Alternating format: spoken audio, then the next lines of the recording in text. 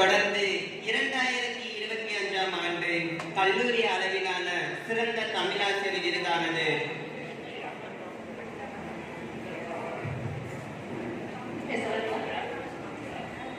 மதிப்பிற்குரிய வாழை தமிழ்ச்சங்க குடும்ப உறுப்பினர்கள் அனைவருக்கும் எனது பணிவான காலை வணக்கங்கள்.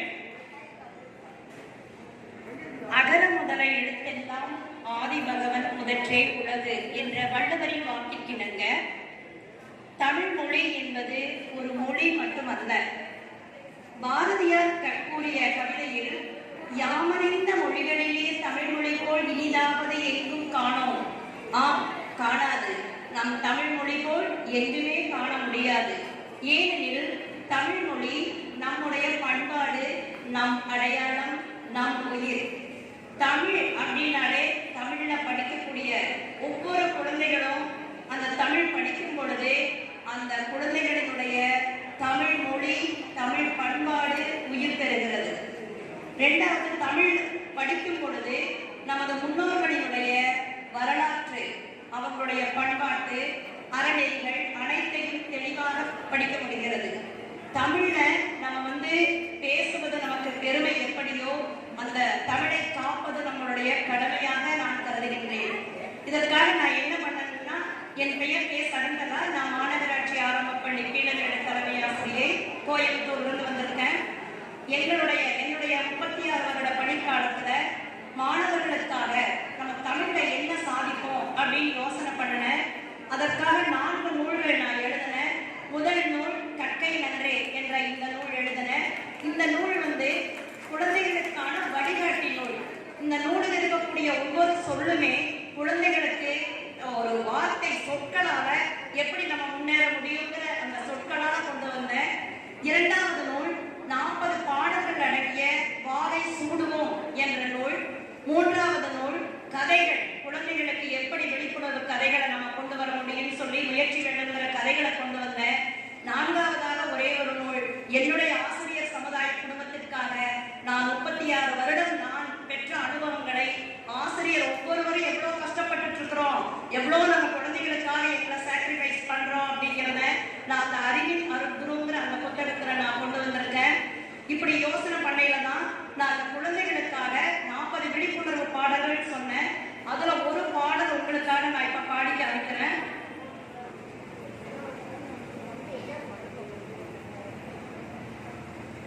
தமிழை படி நன்கு, தமிழை படி தவறில்லாமல், தமிழை படி தவறாது, தமிழை படி எழுத்து பிழை இல்லாமல், எழுத்து கூட்டியே படி அகர முதல் எழுத்தெல்லாம் அறிந்து படி அறம் தரும் மொழியினை உணர்ந்து படி தாய்மொழியின் பெருமையை போற்றும்படி தமிழை போற்றி போற்றி நம் மனதில் வைத்து படி நினைவில் நிற்கும்படி தமிழை உறக்கப்படி தமிழை படி நன்கு, தமிழை படி.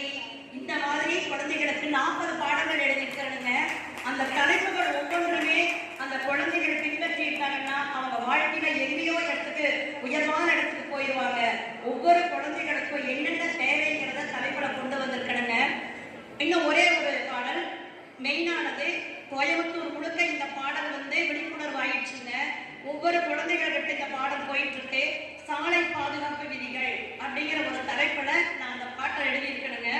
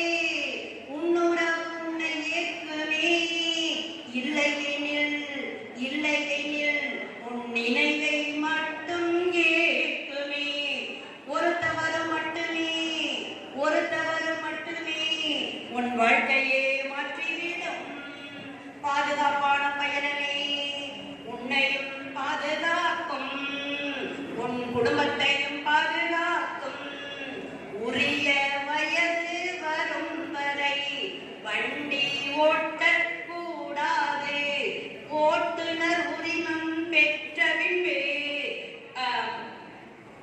ஓட்டுநர் உரிமம் பெற்ற பின்பே சரி ஒரு நிமிஷம் பொறுப்புடன் வாகனம் ஓட்டலாம் முன்பக்கம் பார் பின்பக்கம் பார் வடப்பக்கம் இடப்பக்கம் இருபுறமும் பார்த்து பார்த்து பயணம் செய்.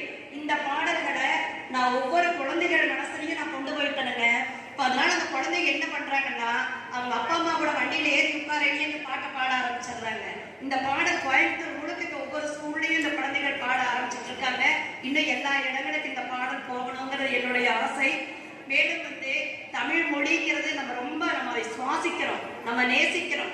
எப்போதுமே இந்த தமிழுக்காக நம்ம ரொம்ப ஒரு மரமானது எப்படி வேறால் உயர்கிறதோ அது போல நாம் அனைவரும் தமிழால் உயர வேண்டும். வாழ்க தமிழ், வளர்க தமிழ். இந்த நல்லதொரு வாய்ப்பை எனக்கு நல்கிய வாகை தமிழ்ச்சங்கம் உறவுகள் அனைவருக்கும், மனோஜ் சார் ஐயா அவர்களுக்கும் மற்றும் இங்கு இருக்கக்கூடிய அனைவருக்குமே என்னுடைய நெஞ்சார்ந்த நன்றியையும் வணக்கத்தையும் உரித்தாக்கிக் கொள்கின்றேன். நன்றி, வணக்கம். நான் எழுதிய கற்கை நன்றை நூலை மனோஜ் ஐயா அவர்களுக்கு நான் கொடுக்க விரும்புகின்றேன்.